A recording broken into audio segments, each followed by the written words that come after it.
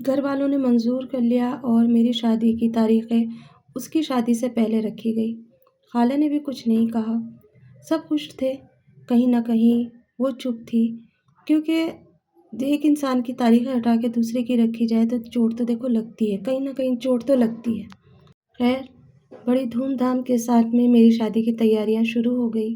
ہر اچھی سے اچھی چیز پہ میں نے ہاتھ رکھا، جس کو میرے ماں باپ نے میرے قدموں میں لا کے رکھ دیا، اور میں سج دھج کے خوبصورت ہو کے خوب سج سنور کے اپنی سسرال گئی۔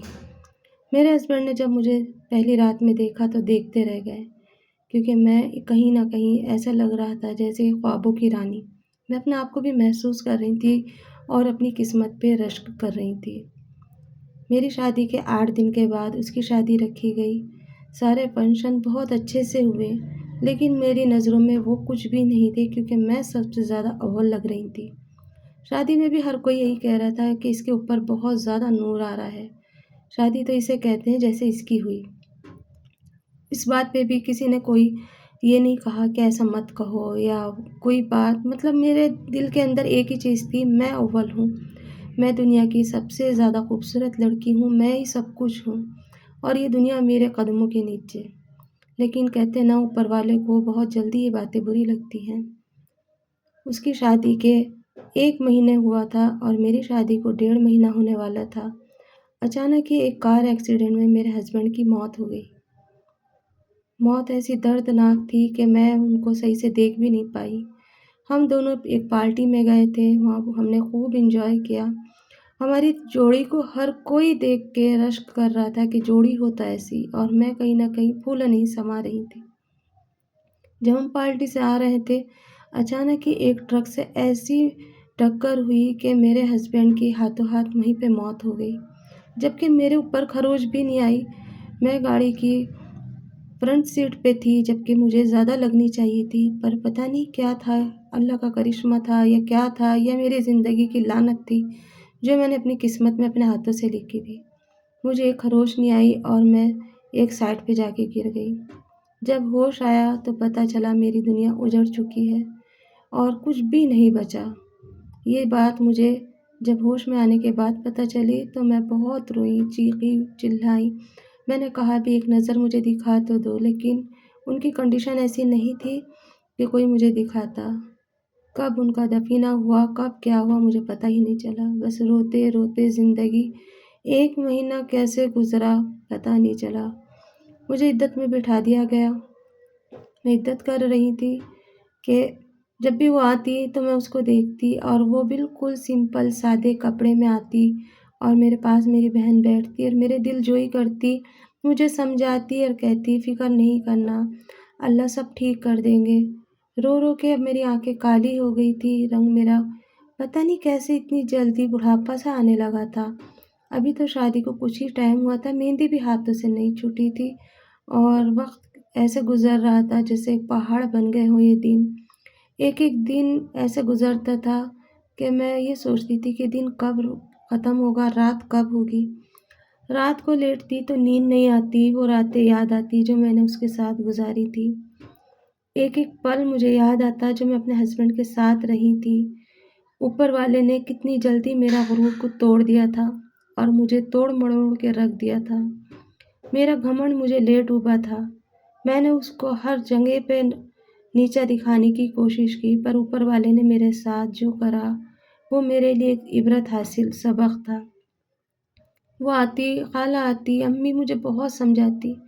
ابھی میں سسرال میں تھی، دنیا مجھے یہی کہہ کے جاتی کیسے پہرے آئے ہیں اس کے، آتے ہی یہ تو لڑکے کو کھا گئی، ہمارا لڑکے کو کھا گئی۔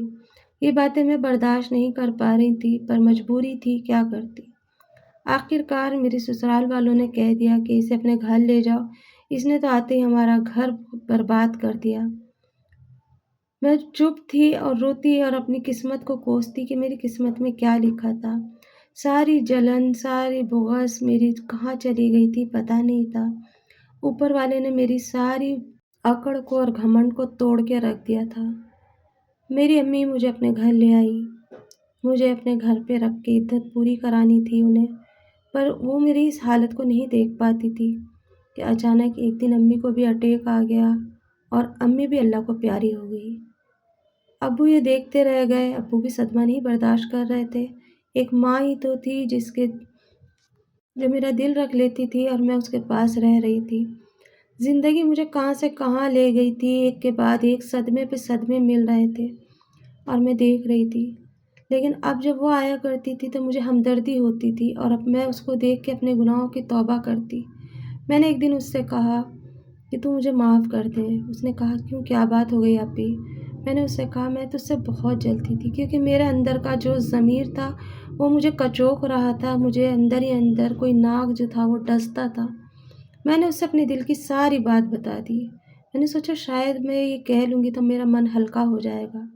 میں نے اسے سب بتایا کہ مجھے یہ لڑکا پسند آیا تھا کیونکہ یہ لڑکا تجھے پسند تھا، تیری چیز میں چھیننا چاہتی تھی، ہر چیز میں نے تجھے نیچا دکھانا چاہا، ساتھ میں ہم ضرور رہے پر میرے دل کے اندر یہ کیسا شیطان بیٹھا تھا۔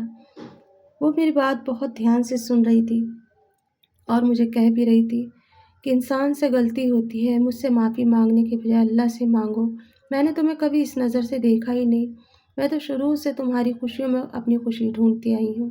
میں نے شروع سے تمہیں اپنا ایک سچا دوست، اپنی بہن، سب سمجھو سبھی چیزیں مانا تھا۔ مجھے نہیں پتا تم اپنے آپ میں کیا جانتی تھی، کیا سوچتی تھی میرے بارے میں۔ میرے لیے تم کل بھی وہی تھی اور آج بھی وہی ہو۔ سب اسے منع کرتے تھے کہ نئی دلہن ہو، اس کے پاس مت جایا کرو، اس کا سایہ تمہارے اوپر پڑ جائے گا۔ پر وہ تھی کہ روز آتی اور آ کے مجھے گھنٹوں باتیں کرتی، کھانا کھلاتی، میرے بال سنوارتی، مجھے سمجھاتی اور پھر جاتی۔ کبھی کبھی تو رات کو بھی رک جاتی اور دیر تک مجھ سے باتیں کرتی، اور میں اپنی باتوں کے اوپر اتنی شرمندہ تھی کہ میں اس سے نظریں نہیں ملا پاتی تھی۔ ایک کچوک سے اندر چلتی رہتی تھی کیونکہ یہ بہت دنوں سے چل رہا تھا، یہ ایک دو دن کی بات نہیں تھی، کئی سال پرانی باتیں تھیں۔ لیکن بس میں اللہ سے معافی مانگ سکتی تھی، یا اللہ تو مجھے معاف کر دے، جو گناہ میرے ہاتھوں سے ہوا ہے، جو میری سوچ نے میرے اوپر رکھا ہے، صرف اور صرف تو ہی معاف کرنے والا ہے۔ بس میں اللہ سے معافی مانگتی اور یہ دعا کرتی کہ اللہ اس وقت سے مجھے نکال لے، میں اپنے شوہر کے بغیر نہیں رہ پا رہی تھی۔ مجھے ان کی یاد ایسی ستایا کرتی، ایسی یاد آتی، ہوک اٹھتی کہ میں کہاں کس طرح سے اس سے مل لوں، کہاں چلی جاؤں۔ اپنے ساتھ میں نے ایک کی زندگی اور برباد کر دی۔ میرے کرموں کی سزا میرے شوہر کو ملی تھی۔ خیر زندگی نے کہا نہ کہ کب رکتی ہے، وہ تو چلتی چلی جاتی ہے۔ اس نے میرا ساتھ نہیں چھوڑا اور میری عدت پوری ہو گئی۔ پھر وہ مجھے مارکیٹ لے کے جاتی، کبھی کچھ کھلاتی، جو میری پسند کی چیزیں تھیں وہ ساری چیزیں مجھے کھلانے کی کوشش کرتی، پر میرا من ہی نہیں لگتا تھا ان ساری چیزوں کے اندر، میرا من ہی نہیں لگتا تھا۔ میرا دل یہ کرتا تھا کہ میں یہاں سے کہیں چلی جاؤں، ایسی جگہ پہ جہاں میں ساری چیزیں بھول جاؤں۔ کچھ دنوں کی ہی تو بات تھی، ابھی تو میری زندگی شروع بھی نہیں ہوئی تھی اور ختم بھی ہو گئی۔ اس چیز سے انسان کو یہ عبرت حاصل کرنی چاہیے، کبھی کسی کا برا نہیں چاہنا چاہیے۔ دل کے اندر جو بھی ہم رکھتے ہیں نا وہ ہمارے اعمالوں میں جمع ہو جاتا ہے، اور اعمال کی شکل میں ہمارے اوپر مشکلیں آتی ہیں۔ وہ ساری چیزیں جو ہم دوسروں کے بارے میں سوچتے ہیں کہیں نہ کہیں وہ ہمارے ساتھ ہوتی ہیں، اور اس کا انجام اتنا بھیانک ہوتا ہے کہ انسان سوچ کے بھی گھبرا جائے۔ ہمیشہ سب کی خوشیوں میں اپنی خوشیوں کو ڈھونڈنا چاہیے، لیکن ہم کیا کرتے ہیں کہ ہم دوسروں کی خوشیوں سے جلتے ہیں، اپنی خوشیوں پہ ہم نظر نہیں رکھتے، لیکن دوسروں کی خوشیوں سے ہم اتنا جلنے لگتے ہیں کہ ہمیں یہ احساس ہی نہیں ہوتا کہ ہم اپنے اعمال کتنے گندے کر رہے ہیں یا ہم اپنے لیے برائی ڈھونڈ رہے ہیں۔ اس طرح سے میری زندگی بد سے بدتر ہو گئی، اور وہاں جہاں سے میری شروع ہوئی تھی وہیں آ کے میں پھر کھڑی ہو گئی۔ آج بھی میں اپنی اسی جگہ پہ کھڑی ہوں جہاں کل کھڑی تھی، کیونکہ وہ مقام، وہ جگہ میں کسی آدمی کو نہیں دے سکتی جو میں نے اپنے شوہر کو دیا تھا۔ ماں باپ بہت کہتے ہیں کہ دوسری شادی کر لو، لیکن میرے دل سے ایک ہی بات نکلتی ہے، نہیں، جب پہلے سے سکھ نہیں ملا تو دوسرے سے کیا ملے گا۔